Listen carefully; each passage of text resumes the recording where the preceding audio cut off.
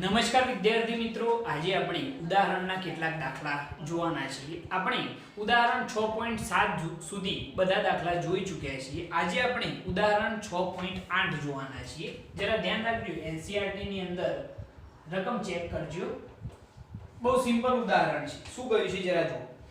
કારના એક્સિડન્ટને તાદ્રશ્ય કરવા માટે કારના ઉત્પાદકો જુદા જુદા સ્પ્રિંગ અચળાંકવાળી સ્પ્રિંગ સાથે કારોની અથડામણનો અભ્યાસ કરે છે. તમે કદાચ આ સાંભળ્યું હોય તો કે જે કાર બનાવતી કંપનીઓ હોય એ કંપનીઓ એવું ચેક કરતી હોય છે કે જો કદાચ એક્સિડન્ટ થાય તો આપણી જે કાર છે એ કેટલો માર સહન કરી શકે છે, બરોબર, કે અથડામણ થવાથી કેટલું નુકસાન થઈ શકે છે.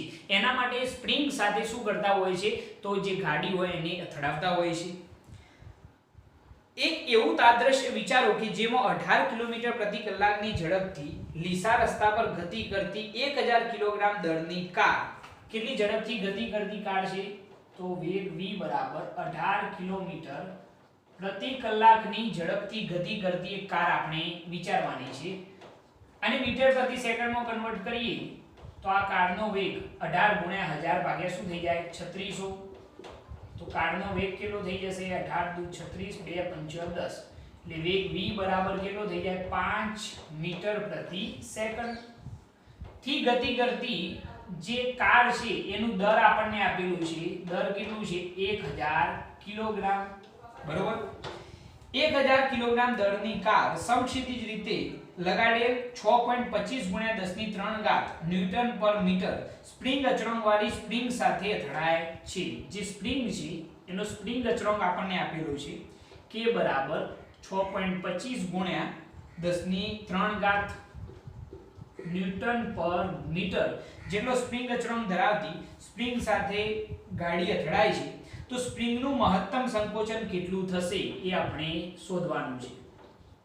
સ્પ્રિંગનું જે મહત્તમ સંકોચન થાય એ આપણે શોધવાનું છે. કન્ડિશન શું છે, ખ્યાલ આવી ગયો ને, કે અહીંયા આગળ સમજી લો કે આ રીતની એક સ્પ્રિંગ છે, આ રીતે જડિત આધાર સાથે આ રીતે બાંધેલી છે.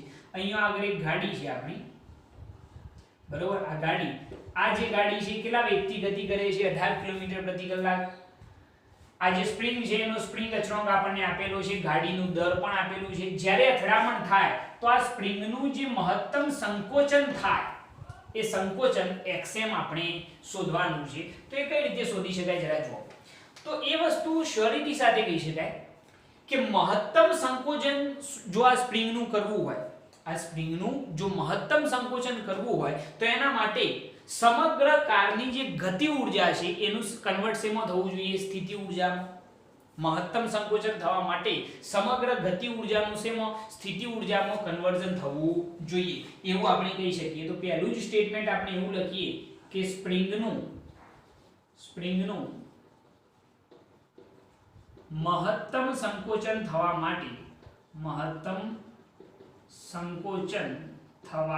માટે કારની ગતિ ઊર્જાનું સંપૂર્ણપણે કઈ ઊર્જામાં, સ્પ્રિંગની સ્થિતિ ઊર્જામાં રૂપાંતરણ થવું જોઈએ.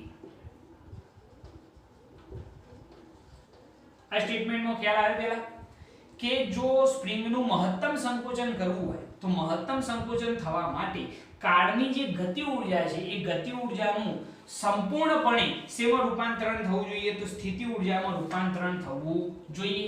તો સૌપ્રથમ આપણે એની ગતિ ઊર્જા શોધી કાઢીએ અને એટલી જ જેટલી ગતિ ઊર્જા શોધીશું એ બધી ગતિ ઊર્જાનું શેમાં, સ્થિતિ ઊર્જામાં રૂપાંતરણ થઈ જશે. તો કારની ગતિ ઊર્જા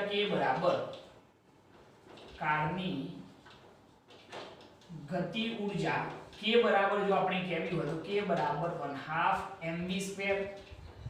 ગતિ ઊર્જા k બરાબર 1/2. ચલો m બરાબર કેટલા છે, 1000 કિલોગ્રામ. વેગ કેટલો છે, 5 મીટર પ્રતિ સેકન્ડ, એટલે 5 નો વર્ગ કેટલો થઈ જાય, 25. તો આ કેટલા થઈ જશે, 500 દુ 1000, એટલે k બરાબર 25 × 5 = 125, બરોબર, ગુણ્યા 10³ આવશે 2 તો k બરાબર 1.25 ગુણ્યા 10³ થઈ જાય. દશાંશ તરફ આપણે ડાબી બાજુ ખસ્યું તો ઘાત વધશે 10 ની 2 ઘાત વધે ને એટલે 10 ની ટોટલ કેટલી ઘાત થઈ જાય 4 ઘાત. તો 1.25 ગુણ્યા 10 ની 4 ઘાત શું થઈ જશે જૂલ. આ જે મળી એ કાળની શું છે ગતિ ઊર્જા, અને ગતિ ઊર્જાનું સંપૂર્ણપણે શેમાં રૂપાંતરણ થશે તો સ્પ્રિંગની સ્થિતિ ઊર્જામાં. તો અહીંયા આપણે એવું લખીએ કે યાંત્રિક ઊર્જા સંરક્ષણના નિયમ પરથી જો આપણે કહેવું હોય તો સંપૂર્ણ જે ગતિ ઊર્જા છે એ ગતિ ઊર્જાનું શેમાં રૂપાંતરણ થશે તો સ્થિતિ ઊર્જામાં. તો સ્પ્રિંગની સ્થિતિ ઊર્જા જો આપણે કહેવી હોય તો સ્પ્રિંગની સ્થિતિ ઊર્જા બરાબર કાળની શું આવશે ગતિ ઊર્જા. કાળની ગતિ ઊર્જા, કારણ કે સમગ્ર ગતિ ઊર્જાનું શેમાં રૂપાંતરણ થશે તો સ્પ્રિંગની સ્થિતિ ઊર્જામાં, કારણ કે મહત્તમ સંકોચન થઈ રહ્યું છે. તો જો સ્પ્રિંગની સ્થિતિ ઊર્જા આપણે કહેવી હોય, જો સ્પ્રિંગની સ્થિતિ ઊર્જા આપણે કહેવી હોય તો સ્થિતિ ઊર્જા V બરાબર શું થાય 1/2 kxm નો સ્ક્વેર. આ સૂત્ર જાણો છો તમે? સ્પ્રિંગની સ્થિતિ ઊર્જા V બરાબર શું થાય 1/2 kxm નો સ્ક્વેર. તો સ્થિતિ ઊર્જા કોના જેટલી થશે? સ્થિતિ ઊર્જા કોના જેટલી હોય? કાળની ગતિ ઊર્જા જેટલી. એટલે આનું મૂલ્ય કેટલું થઈ જાય 1.25 ગુણ્યા 10 ની 4 ઘાત જેટલી. એટલે કે આ જે સ્થિતિ ઊર્જા છે એ કાળની ગતિ ઊર્જા જેટલી હશે. જો આપણે કિંમત એપ્લાય કરી દઈએ તો શું થઈ જશે જરા જુઓ. તો સ્થિતિ ઊર્જાની જગ્યાએ ગતિ ઊર્જા એટલે 1.25 ગુણ્યા 10 ની 4 ઘાત ઇઝ ઇક્વલ ટુ 1/2 kxm નો સ્ક્વેર. ગતિ ઊર્જા તો આપણે શોધેલી છે. ગતિ ઊર્જા કેટલી હતી તો એ આપણે જાણીએ છીએ. કેટલી હતી તો 1.25 ગુણ્યા 10 ની 4 ઘાત 1/2. હા સોરી, આ જે છે સ્પ્રિંગ અચળાંક છે ને કે જે આપણને આપેલો છે જે કેટલો છે તો 6.25 ગુણ્યા 10 ની કેટલી ઘાત છે 3 ઘાત બરોબર ઇન્ટુ xm નો શું છે સ્ક્વેર જે આપણે શોધવાનો છે. તો ચલો xm ના સ્ક્વેર ની કરતા બનાવો. તો xm નો સ્ક્વેર ઇઝ ઇક્વલ ટુ અહીંયા આગળ આ ગુણી જશે 2 સાથે. તો 2 ગુણ્યા 1.25 ગુણ્યા 10 ની 4 ઘાત અપન ચલો આ સ્ટેપ બરાબર ની આ બાજુ આવી કે આવી જશે છેદમાં એટલે 6.25 ગુણ્યા 10 ની 3 ઘાત. સાદુરૂપ આપી દેવાનું. સાદુરૂપ આપી દેવાનું. તો xm નો સ્ક્વેર બરાબર તમને જવાબ મળશે 4 બરોબર. તો xm બરાબર જે મહત્તમ સંકોચન થશે એ કેટલું થશે 2 મીટર જેટલું.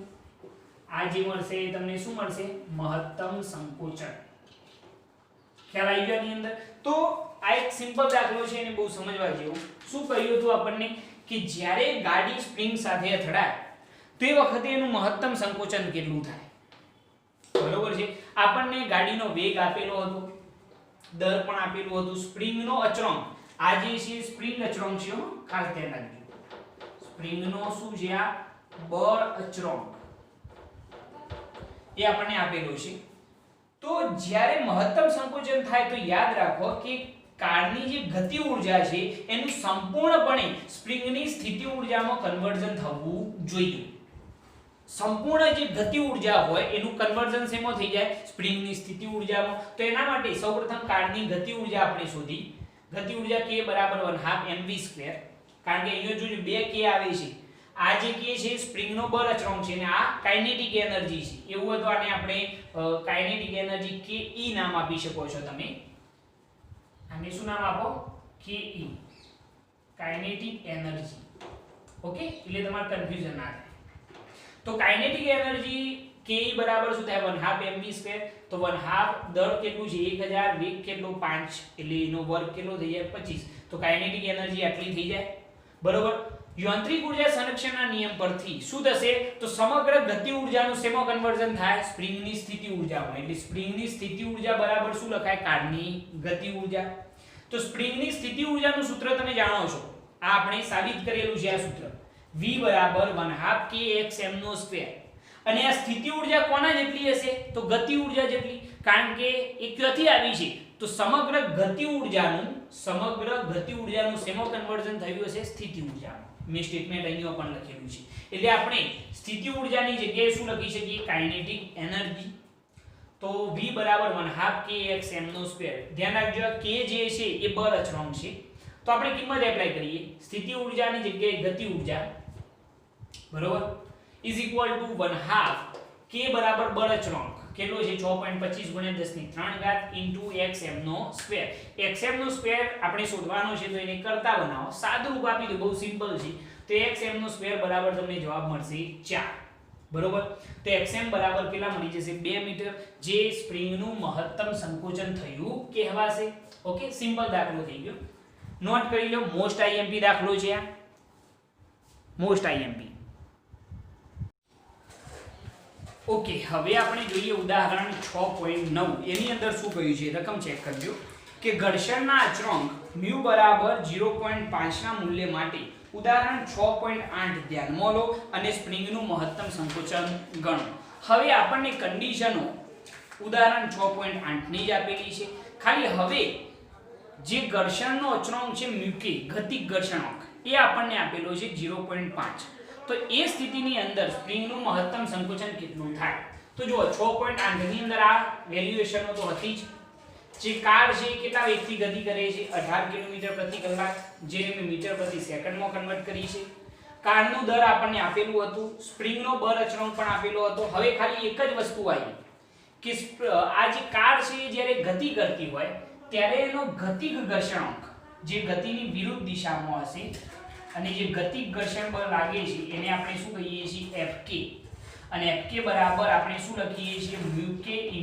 n અને n બરાબર જો લખવું હોય તો જે લંબ બળ છે એને સમતોલનું બળ કયું આવશે વજન બળ mg એટલે μk n બરાબર શું થઈ જાય mg બરોબર જે આપણું ગતિક ઘર્ષણ બળ છે μk આપણને આપેલો છે 0.5 તો એ સ્થિતિની અંદર મહત્તમ સંકોચન કેટલું થાય આ સ્પ્રિંગ નું એ આપણે શોધવાનું છે હવે જરા સમજો કે આ જે કાર છે ગતિ આ તરફ કરે છે ગતિક ઘર્ષણ બળ આ દિશામાં લાગતું હશે ગતિ કરતો હોય ત્યારે એને અવરોધતું બળ જે ગતિક ઘર્ષણ બળ છે એ Fk આ દિશામાં હશે હવે જે જ્યારે સ્પ્રિંગ સાથે આ કાર અથડાય છે ત્યારે સ્પ્રિંગની અંદર ઉદ્ભવતું જે પુનઃસ્થાપક બળ છે એ કઈ દિશામાં હશે તો સાહેબ આ દિશામાં હશે Fs બરાબર -kx બરોબર જે આ દિશામાં હશે ખ્યાલ આવ્યો આની અંદર જે આપણે જાણીએ છીએ હવે જરા સમજજો કે અહીંયા આગળ જ્યારે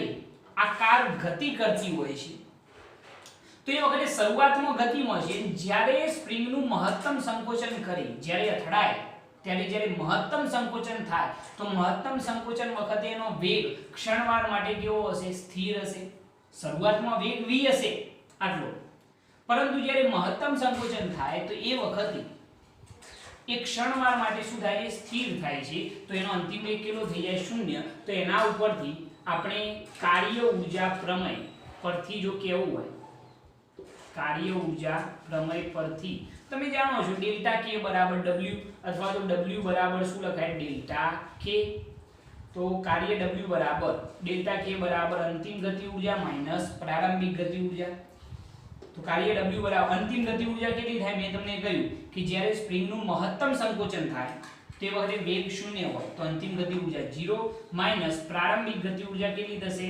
1/2 mv2 પ્રારંભિક વેગ v છે તો કરવું પડતું કાર્ય w બરાબર શું થઈ જાય -1/2 mv2 ખ્યાલ આવ્યો આની અંદર જેને આપી દે સમીકરણ નંબર 1 જ્યારે કાર ગતિમાં છે એ વખતે એનો વેગ v છે જ્યારે મહત્તમ સંકોચન થાય સ્પ્રિંગનું તો એ વખતે કારનો વેગ ક્ષણવાર માટે શું થાય સ્થિર થાય એટલે વેગ 0 થઈ જાય તો એ સ્થિતિની અંદર આપણે જો કેવું હોય તો એમ કહી શકીએ છીએ કે વેગ 0 થઈ જાય તો કાર્ય ઊર્જા પ્રમેય પરથી w બરાબર ડેલ્ટા k તો w બરાબર kf ki તો આપણને કરવું પડતું કાર્ય કેટલું મળશે -1/2 mv2 હવે જરા જુઓ કે અહીંયા આગળ પરિણામી બળ વડે થતું કાર્ય કેટલું થશે તો અહીંયા પરિણામી બળો 2 છે બરોબર આપણે જ્યારે આ તરફ આ જે કાર છે ગતિ કરતી હોય આ તરફ તો સ્પ્રિંગનું મહત્તમ સંકોચન થાય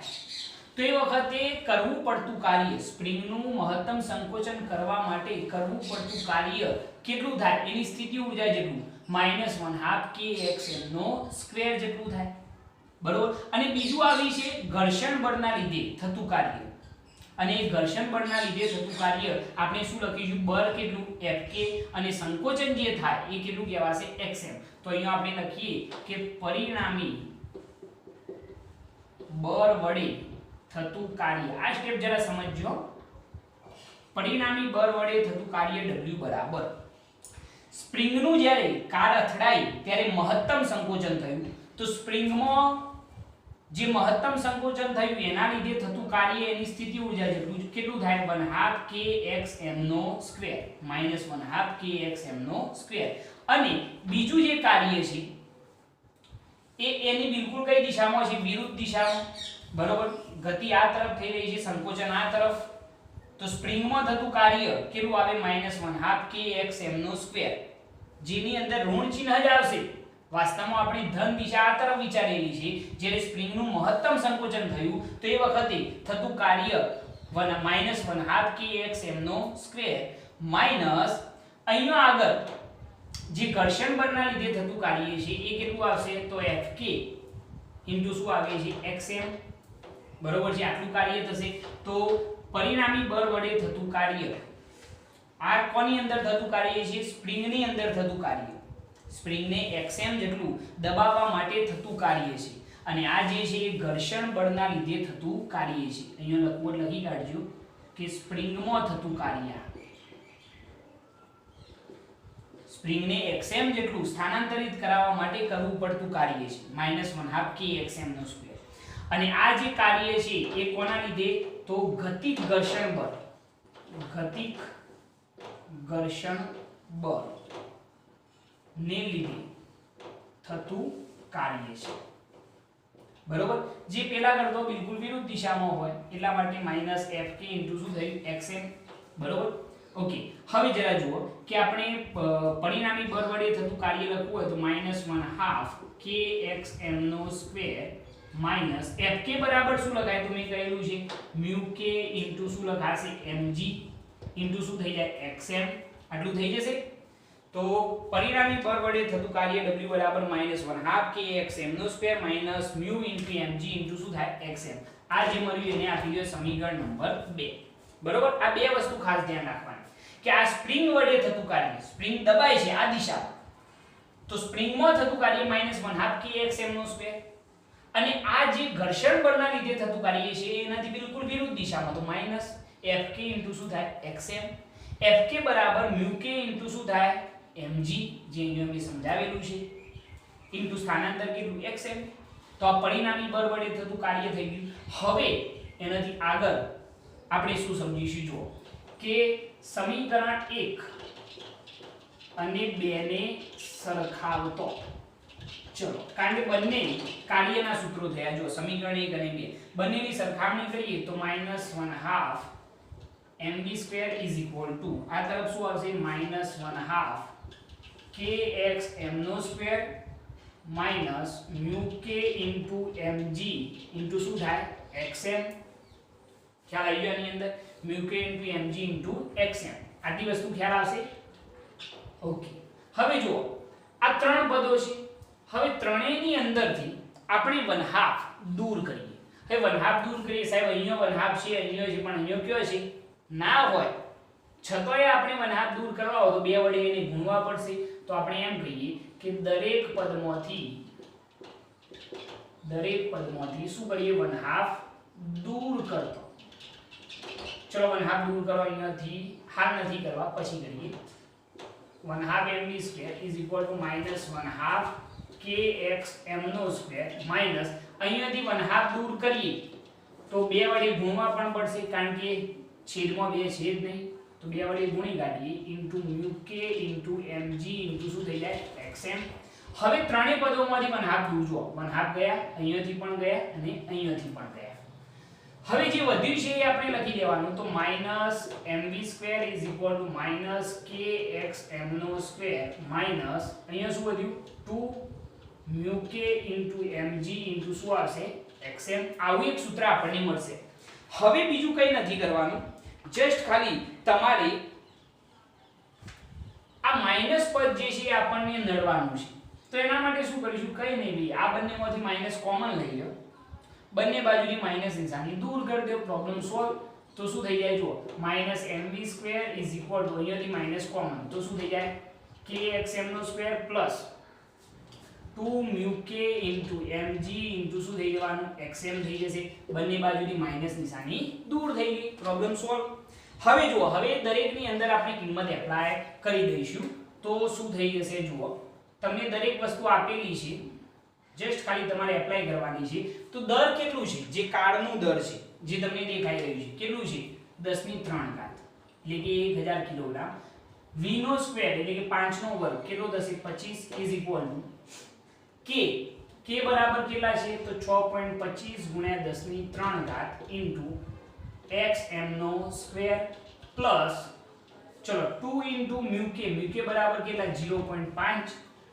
બરોબર ઇન્ટુ m બરાબર 10³ g બરાબર આપણને કેટલા લેવાના કહેલા છે 10 ઇન્ટુ શું આવશે xm આટલું પદ થઈ ગયું પરફેક્ટ હવે જરા જુઓ કે આ ત્રણ પદો છે કિંમતો એપ્લાય કરતો ત્રણેયની અંદર એક વસ્તુ કોમન છે કઈ 10³ તો એ ત્રણેય પદોમાંથી આપણે શું કરીએ દૂર કરી દઈએ જે વધ્યું છે એને જસ્ટ ખાલી આપણે લખીશું પહેલા આટલી વસ્તુ ક્લિયર કેટલો સ્ટેપ યાદ રાખવાનો પહેલું તો કાર્ય ઊર્જા પ્રમેય પરથી જે ગતિ થઈ રહી છે એના માટે કે જ્યારે ગતિ થતી હોય વખતે વેગ v જ્યારે મહત્તમ સંકોચન થાય તો ક્ષણવાર માટે વેગ 0 થાય તો કાર્ય ઊર્જા પ્રમેય પરથી w બરાબર ડેલ્ટા k બરાબર kf - ki તો કરવું પડતું કાર્ય આટલું થઈ જાય પરિણામી બળ વડે થતું કાર્ય શોધવાનું સમીકરણ નંબર 2 અને પછી બંનેની શું કરી દેવાની સરખામણી એટલે તમને આવું એક સૂત્ર મળશે હવે શું કરીશું જરા જુઓ ચલો કાઢી નાખો અને નોટ કરી લેજો ઓકે હવે જરા જુઓ આટલી વસ્તુ તમને ખ્યાલ આવી જાય એના પછી તો કામ એકદમ સરળ થઈ જાય મેથેમેટિકલ સ્ટેપ છે બીજું કંઈ નથી એ નથી વિશેષ તો જો હવે જે વધ્યું છે એને આપણે લખીએ તો શું વધ્યું ભાઈ ડાબી બાજુએ તો ડાબી બાજુએ સાહેબ 25 વધ્યા ઇઝ ઇક્વલ ટુ જમણી બાજુએ તો સાહેબ 6.25 * xm નો સ્ક્વેર વધ્યો બરોબર છે પ્લસ બીજું શું વધ્યું તો 2 * 0.5 * 10 એટલે એ કેટલા થઈ જશે 5 દુ 10 થઈ જશે કેટલા થઈ જશે 5 દુ 10 જો અહીં 0.5 * 10 એટલે 5 5 * 2 એટલે કેટલા થઈ જાય 10 એટલે 10 ઇન્ટુ શું થઈ જાય xm 25 બરાબર ની આ બાજુ જોઈએ તો કેવા થઈ જાય માઈનસ થઈ જાય એટલે આપણું સૂત્ર કંઈક આવું થઈ જાય 6.25 * xm નો સ્ક્વેર પ્લસ 10xm માઈનસ 25 બરાબર કેટલા થઈ ગયા 0 આવું એક પદ આપણને મળી જશે હવે જુઓ આ જે સમીકરણ છે એ પેલા એના જેવું નહીં લખાયું કે ax નો સ્ક્વેર વત્તા bx પ્લસ c બરાબર 0 વાળું દ્વિઘાત સમીકરણ મુજબ જો આપણે વિચારીએ તો આની અંદર આ જે પદ છે એને આપણે કહી દઈએ a આ જે છે એને આપણે નામ આપી દઈએ b અને આ જે છેલ્લું અચળ પદ આવે છે એને આપણે નામ આપી દઈએ c તો દ્વિઘાત સમીકરણ પેલું હતું ભાઈ કે આપણે જે મહત્તમ સંકોચન છે એના માટે b જ શોધીએ તો x બરાબર -b ± √b² - 4ac/2a વાળું સૂત્ર આપણે યુઝ કરવા જઈ રહ્યા છીએ તો એ સમીકરણ આપણે યુઝ કરીશું તો શું થશે આપણને જે b મળશે પહેલા આપણે b² - 4ac શોધી કાઢીએ એટલે આપણું કામ જે છે એ પ્રમાણમાં સરળ થઈ જાય ઓકે હવે જરા જુઓ કે સૌપ્રથમ આપણે દ્વિઘાત સમીકરણ પરથી જો આપણે કહેવું હોય તો આપણે ડેલ્ટા બરાબર b² - 4ac શોધી કાઢીએ તો ડેલ્ટા બરાબર શું થઈ જશે જરા જુઓ b² ચલો b બરાબર કેટલા છે 10 તો 10 નો સ્ક્વેર કેટલા થઈ જાય 100 - 4 a બરાબર કેટલા 6.25 અને c બરાબર કેટલા -25 બરોબર તો ડેલ્ટા બરાબર 100 આ કેટલા થઈ જશે સાદુરૂપ આપો એનું તો માઈનસ માઈનસ પહેલા તો પ્લસ થઈ ગયા 6.25 * 25 * 4 કરો કેટલા હોય છે 625 એટલે ડેલ્ટા બરાબર તમને મળી જશે 725 આ ડેલ્ટા શું થઈ ગયા ડેલ્ટા શું છે ખ્યાલ આવે ને b² - 4ac હવે દ્વિઘાત સમીકરણ પરથી જો આપણે લખવું હોય તો x maximum is equal to આપણું સૂત્ર -b ± √b² - 4ac अपन શું થાય 2a દ્વિઘાત સમીકરણનું બીજ શોધવા માટેનું આ સૂત્ર હતું ભાઈ, ભૂલી તો નહીં ગયા 10મું ધોરણ, બરોબર? તો એના માટે xm બરાબર, ચલો માઈનસ b, b બરાબર કેટલા 10 plus or minus under route b square, તો b નો સ્ક્વેર કરો તો કેટલો થાય 100, બરોબર? માઈનસ 4, a બરાબર કેટલા છે 6.25 અને c બરાબર કેટલા છે -25, બરોબર? અથવા તો b સ્ક્વેર માઈનસ 4ac ની તો કિંમત શોધી નહીં આપણે, કેટલી આવી 725, સીધે સીધી એપ્લાય કરો ને ભાઈ, શું કરવા અપન શું થઈ જાય 2a, a બરાબર કેટલા છે 6.25. આ મહેનત કરી છે ને આપણે, b સ્ક્વેર માઈનસ 4ac અલગથી શોધ્યા, બરોબર? એનો ઉપયોગ અહીંયા કરવાનો, બીજું કંઈ નહીં. તો xm બરાબર, ચલો -10 પ્લસ ઓર માઈનસ, ચલો 725 નું વર્ગમૂળ કાઢજો, તમારા વર્ગમૂળ કાઢી દઉં હું, 26.92 અપન 6.25 ગુણ્યા 2 એટલે કેટલા થઈ જાય 12.5, બરોબર? હવે જરા જુઓ કે આપણે આના બે મૂલ્યો આપણે શોધીશું, એક વખત -10 પ્લસ 26.92 ભાગ્યા 12.5 કરીશું અને એક વખત માઈનસ કરીશું. તો એની અંદર પહેલી શક્યતા વિચારીએ, તો -10 પ્લસ 26.92 ભાગ્યા 12.5 કરો. આનું સાદું રૂપ આપી દો, -10 પ્લસ 26.92 ભાગ્યા 12.5 એટલે આ થઈ જશે તમારા 16.92 થઈ જાય ભાગ્યા 12.5, બરોબર? એટલે તમારો જવાબ મળશે લગભગ 1.35 જેવો, 1.35 મીટર. મહત્તમ સંકોચન આટલું થાય એવું આપણે કહી શકીએ. અથવા તો બીજું બીજ વિચારવું હોય, અથવા કરી તો બીજું બીજ જે છે કેટલું થશે, તો xm બરાબર -10, હવે અહીંયા શું વિચારીશું, માઈનસ, અહીંયા પ્લસ વિચારે ને, તો -26.92 અપન 12.5. હવે તો સાદું રૂપ થઈ જાય ભાઈ, -10 એટલે -36.92 અપન 12.5 એટલે સાદું રૂપ આપો, આ તો ઋણ આવશે ને, -2.95 મીટર.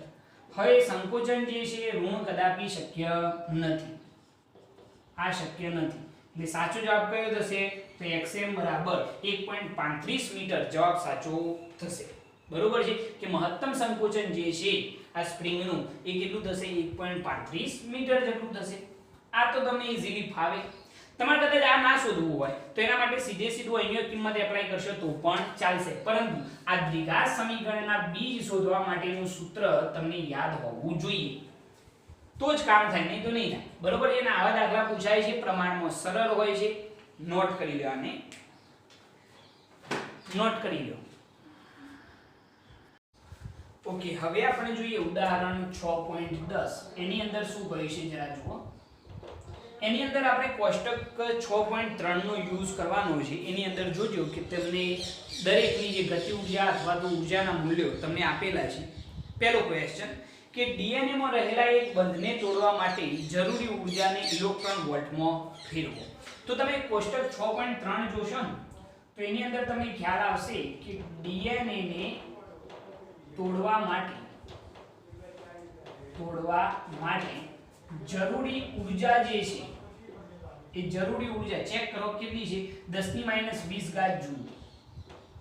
ચેક કરજો કોષ્ટક 6.3 ની અંદર એનો યુઝ કરવાનો છે. હવે આપણે એને ઇલેક્ટ્રોન વોલ્ટમાં કન્વર્ટ કરવાની છે. તો આપણે જાણીએ છીએ કે 1.6 × 10 - 19 જૂલ બરાબર શું થાય, તો 1 ઇલેક્ટ્રોન વોલ્ટ થાય.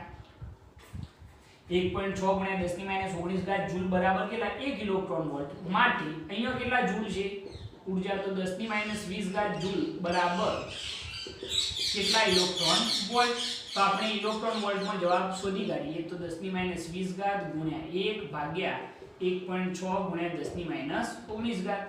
તો ચલો ખાલી 1 ભાગ્યા 1.6 કરો, કેટલા થાય છે, તો 0.625 ગુણ્યા 10 - 1 આવશે એટલે 0.0625 ઇલેક્ટ્રોન વોલ્ટ જવાબ થઈ જશે, બરોબર? આટલી ઊર્જા થશે ડીએનએ ના એક બંધને તોડવા માટે. એના પછી બીજો ક્વેશ્ચન કે ભાઈ આપણને શું કહ્યું છે બીજો ક્વેશ્ચન ની અંદર કે હવાના એક અણુની ગતિ ઊર્જા 10 - 21 જૂલ છે, એને આપણે ઇલેક્ટ્રોન વોલ્ટમાં કન્વર્ટ કરવાની છે. હવાના એક અણુની ગતિ ઊર્જા જે કેટલી છે 10 ની -21 ઘાત જૂલ. ભાઈ હવે આને શેમાં કન્વર્ટ કરવાની છે ઇલેક્ટ્રોન વોલ્ટમાં. તો સિમ્પલ વસ્તુ, તો 1.6 ગુણ્યા 10 ની -19 ઘાત જૂલ બરાબર કેટલા 1 ઇલેક્ટ્રોન વોલ્ટ. માટે 10 ની -21 ઘાત જૂલ બરાબર કેટલા ઇલેક્ટ્રોન વોલ્ટ. તો સાદુરૂપ આપી દો તો ઊર્જા E બરાબર કેટલી થઈ જાય ક્રોસ ગુણાકાર 10 ની -21 ઘાત ગુણ્યા 1 ભાગ્યા 1.6 ગુણ્યા 10 ની -19 ઘાત. તો અહીંયા આગળ ઊર્જા E બરાબર કેટલા થઈ જાય 1 ભાગ્યા 1.6 એટલે તો આપણને ખ્યાલ જ છે 0.625 ગુણ્યા 10 ની -21 10 ની -19 અંશમાં જાય એટલે 10 ની -2 બરોબર. એટલે ઊર્જા E બરાબર 0.00625 ઇલેક્ટ્રોન વોલ્ટ થઈ જશે. સિમ્પલ. આના જ મેથડ થી કોઈ ચેન્જીસ નથી, એના જ વસ્તુ. અને એના પછી ત્રીજો ક્વેશ્ચન છે કે પુખ્ત વયના માનવ શરીરમાં ક્ષય પામતી સરેરાશ ઊર્જા. આ જરા જોઈએ કિલો કેલરીમાં આપણે શોધવાની છે. તો ક્વેશ્ચન સી, પુખ્ત વયના મનુષ્યમાં ક્ષય પામતી ઊર્જા જે કોષ્ટકની અંદર આપણને આપેલી છે કેટલી છે તો 10 ની 7 ઘાત.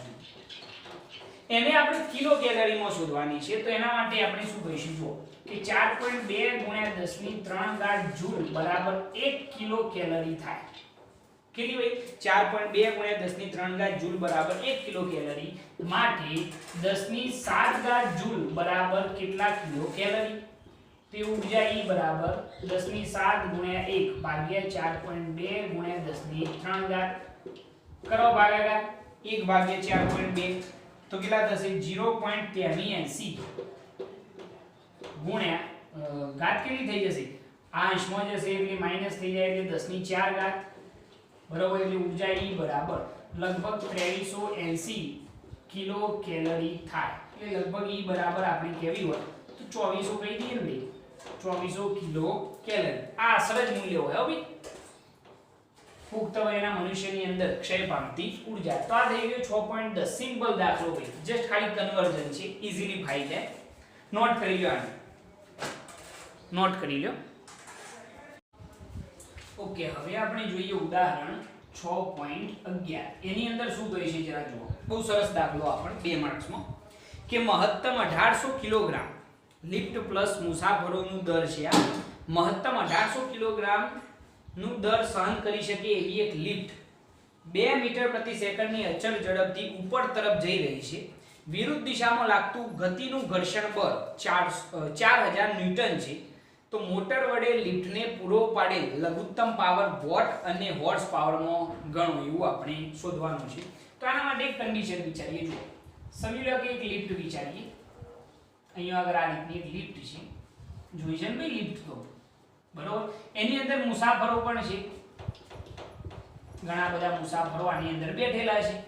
હવે લિફ્ટ અને મુસાફરો એનું ટોટલ માસ આપણને કહેલું છે. લિફ્ટ અને મુસાફરોનું ટોટલ માસ કેટલું છે 1800 કિલોગ્રામ.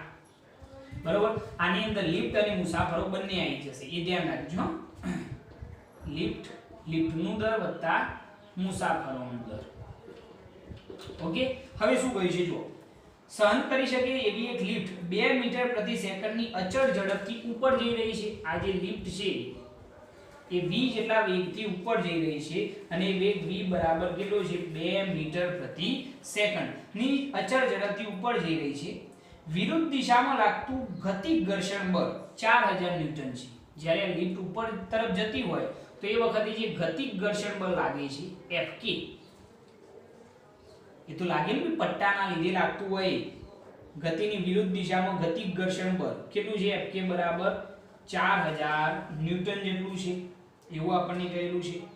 મોટર વડે લિફ્ટને પૂરો પાડેલો લઘુત્તમ પાવર, જે લિફ્ટની મોટર છે એના વડે જે પાવર લગાવવો પડશે, જે જરૂરી પાવર છે પાવર P આપણે શોધવાનું છે. શેમાં? વોટ અને હોર્સ પાવરની અંદર. ઓકે. તો પહેલા કન્ડિશન ક્લિયર થઈ ગઈ. એક લિફ્ટ છે, લિફ્ટ કેટલું દર સહન કરી શકે છે તો 1800 કિલોગ્રામ. લિફ્ટ પ્લસ મુસાફરોનું દર. આ લિફ્ટ ઉપર તરફ ગતિ કરી રહી છે કેટલા વેગથી તો 2 મીટર પ્રતિ સેકન્ડ જેટલા વેગથી. જે ગતિ ઘર્ષણ બળ લાગે છે ગતિની વિરુદ્ધ દિશામાં એ કેટલું છે 4000 ન્યૂટન જેટલું છે. તો આ લિફ્ટને ઉપર તરફ ગતિ કરાવવા માટે જરૂરી લઘુત્તમ પાવર આપણે વોટ અને હોર્સ પાવરની અંદર શોધવાનું છે. હવે જરા વિચારો, આપણે આ લિફ્ટને ઉપર તરફ લઈ જવાની છે. હવે એની ગતિને અવરોધતા બળો કેટલા થશે? તો પહેલું તો સાહેબ આનું દર, એ દરના લીધે અધો દિશામાં કંઈક ના કંઈક વજન બળ લાગતું હશે જે એની ગતિને શું કરશે? અવરોધશે. સાથે સાથે બીજું બળ કયું આવશે? ગતિક ઘર્ષણ બળ. એ પણ એની ગતિને શું કરે છે? અવરોધે છે. તો આ બંને જે બળો છે એ બંને બળો લિફ્ટની ગતિને શું કરે છે? અવરોધે છે. તો અહીંયા હવે પહેલું સ્ટેટમેન્ટ આપણે લખીએ કે લિફ્ટને અથવા તો લિફ્ટની ગતિને અવરોધતા બળો અથવા તો અવરોધતું બળ, અવરોધતું કુલ બળ જો આપણે કહેવું હોય તો કુલ બળ F બરાબર કેટલું થાય? એક વજન બળ mg અને બીજું કયું આવશે? ગતિક ઘર્ષણ બળ F કે જે લિફ્ટની ગતિને અવરોધતું કુલ બળ છે. બરોબર? એ કેટલું થઈ જશે જરા જુઓ. તો અવરોધતું કુલ બળ બરાબર દર કેટલું થાય? લિફ્ટ પ્લસ મુસાફરોનું એટલે 1800 કિલોગ્રામ, ગુરુત્વીય પ્રવેગ g બરાબર 10 અને આ કેટલા આવશે? ગતિક ઘર્ષણ બળ 4000. એટલે આ થઈ જશે 18000 પ્લસ 4000 એટલે અહીંયા લખી કાઢીએ આપણે 22000 ન્યૂટન જેટલું અવરોધક બળ અહીંયા આગળ લાગી રહ્યું છે. બરોબર? હવે આપણે એની જો ગતિ કરાવવાનો છે ઉધ્વ દિશામાં. હવે અવરોધક બળને સમતોલવા માટે મોટર પૂરતો પાવર આપે છે અને એ પાવર આપણે શોધવાનો છે. તો લિફ્ટને ઉપર તરફ અથવા તો અવરોધક બળની અથવા એમ લખીએ કે લિફ્ટના અવરોધક બળને સમતોલવા માટે મોટર દ્વારા અપાતો લઘુત્તમ પાવર જો આપણે શોધવો હોય તો એ પાવર P બરાબર શું થઈ જાય? F v. ખ્યાલ આવે છે? એની અંદર અવરોધક બળ આ દિશામાં છે. હવે આપણે એને ઉપર તરફ લઈ જવું હોય તો લિફ્ટના અવરોધક બળને સમતોલવા માટે, ઉપર તરફ જવા માટે અવરોધક બળને શું કરવું પડશે? સમતોલવું પડશે. એ સમતોલવા માટે મોટર દ્વારા અપાતો લઘુત્તમ પાવર P બરાબર શું થાય? F v. તો F બરાબર અવરોધક બળ કેટલું છે? 22000 ન્યૂટન જેટલું અને વેગ કેટલો છે? 2 મીટર પ્રતિ સેકન્ડ. એટલે જરૂરી પાવર P બરાબર કેટલો થઈ જાય? 44000 વોટ થઈ જશે. બરોબર? એટલે મોટર દ્વારા આટલો લઘુત્તમ પાવર આપવો પડશે તો જ આ લિફ્ટ ઉપર તરફ જશે. ખ્યાલ આવ્યો આની અંદર? હવે આપણે આને કન્વર્ટ કરવાનું છે શેમાં? તો હોર્સ પાવરની અંદર. હવે હોર્સ પાવરની અંદર મેં તમને સમજાવ્યું હતું કે 746 વોટ બરાબર કેટલા થાય? 1 હોર્સ પાવર થાય. માટે અહીંયા આગળ કેટલા છે? તો 44000 વોટ છે. એને આપણે કન્વર્ટ કરવાનું છે હોર્સ પાવરમાં. તો જરૂરી પાવર P બરાબર જો આપણે લખવું હોય તો 44000 ક્રોસ ગુણાકાર છે અહીં 44000 ગુણ્યા 1/746 કરો ભાગાકાર. એટલે આપણને જે જવાબ મળશે એ હોર્સ પાવરની અંદર મળી જશે. તો તમારો જવાબ આવશે 58.98 હોર્સ પાવર. એ લગભગ 59 કહેવાય ને, 59 હોર્સ પાવર. બહુ સરસ દાખલો બે માર્ક્સ ની અંદર પૂછી શકાય એવો. બરોબર? દાખલાની અંદર ખ્યાલ આવવો જોઈએ કે લિફ્ટને આપણે ઉપર તરફ લઈ જવાની છે. હવે એની ગતિને અવરોધતા બળો કયા છે? તો એક વજન બળ અને બીજું ગતિક ઘર્ષણ બળ. તો પહેલા મેં લિફ્ટની ગતિને અવરોધતું કુલ બળ, લિફ્ટની ગતિને અવરોધતું કુલ બળ F બરાબર શું થાય? mg Fk. એટલે એ આપણને કેટલું મળી જાય? 22000 ન્યૂટન. હવે આપણે આ જે અવરોધક બળ છે એને સમતોલવા માટે ઉધ્વ દિશામાં મોટર દ્વારા કંઈક ના કંઈક પાવરની જરૂર પડશે. તો એના માટે મેં લખેલું છે કે લિફ્ટના અવરોધક બળને સમતોલવા માટે મોટર દ્વારા અપાતો લઘુત્તમ પાવર જો આપણે કહેવો હોય તો P બરાબર શું થાય? F v. આ સૂત્ર યાદ હશે તમને બધા. બરોબર? તો લઘુત્તમ પાવર P બરાબર અવરોધક બળ કેટલું? 22000 ગુણ્યા વેગ કેટલો? 2. એટલે જરૂરી પાવર કેટલો થયો? 44000 વોટ. એને આપણે કન્વર્ટ કરેલો છે હોર્સ પાવરમાં. હોર્સ પાવરમાં એકદમ ઈઝીલી કન્વર્ટ થઈ જાય. તમે જોઈ શકો છો કે 746 વોટ બરાબર કેટલા થાય? 1 હોર્સ પાવર.